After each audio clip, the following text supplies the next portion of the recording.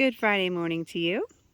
I spent 4 cool evenings this week after the sun was behind the trees planting all of my tomato plants for the season. Actually, I may have 3 left, but we won't worry about that. These 8 beds in the ground at the front side of the garden here have a total of 45 tomato plants in them.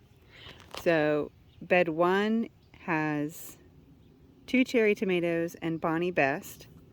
Beds 2 and 3 have more Bonnie Best, and I fit some basil and lettuce in those beds also.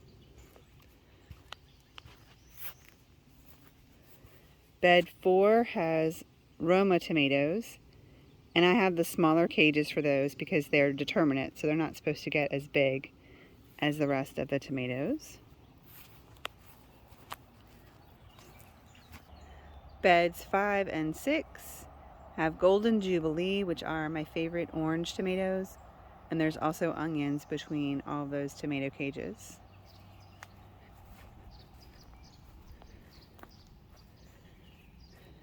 Beds 7, this one right here, has beefsteak, so there'll be big red ones, and there's some parsley and sunflowers in that bed. And bed 8 has Brandywine yellow with 2 cherry tomatoes in there also. And then there's some calendula, and there's a little bit of peas growing up that trellis. So that's the main tomato area. There's 45 tomatoes there. I tucked in a Bonnie Best on this trellis right here because this lettuce won't be here long and the peas will be gone soon, and a tomato can grow up and fill that trellis.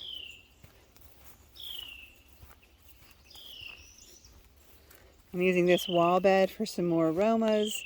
So there's 5 in there right now. And I have 3 more to put in once I pull the spinach out. But I might not do that for another couple weeks.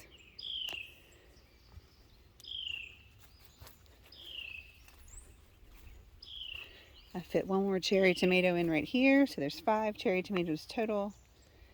And I put 3 more beefsteaks back there on that 4x8 trellis. I've never grown tomatoes on a trellis like that, so I'm going to see how I like it this year, kind of weaving them in and out so that supports the tomatoes. And this is ground bed number 10, so currently it has those 3 tomato plants, it has peas, the cherry tomato plant, and then it's got onions. I will be adding peppers in about 2 weeks. I will be adding cucumbers on the same trellis the peas are on. And later in the summer, I'll be putting in fall squash or winter squash to fill the rest of the ground. And like the onions, they'll come out in July. The peas will come out pretty soon. So I have a total of 55 tomato plants. I will have up to 58 before the month is over. This may look pretty plain and empty right now, but give it another month, maybe 6 weeks, it'll start to look like a green jungle. And the pool is up and filled. It took a little over 2 days of running the water during the daytime to fill it. The chlorine levels look good. We're waiting for a few more parts to finish it up. And then of course we'll be waiting for the water to warm up. It is 8 o'clock in the morning, so it's a little shady right now, but once the sun clears the trees, this is in full sun all day long.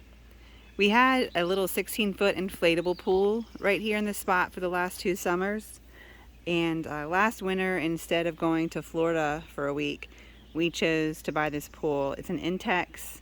We got it on Amazon. It was just under $2,000. And from all the people we've seen that have them, they last for 5 years or more. So that seemed like a good investment to us. We don't go anywhere in the summer. We don't go on vacation or out of town because we are intensely growing a garden. So this is really nice to have at home to enjoy throughout the hot months and to just jump in after a sweaty morning of working in the garden. So we look forward to enjoying this with friends and family.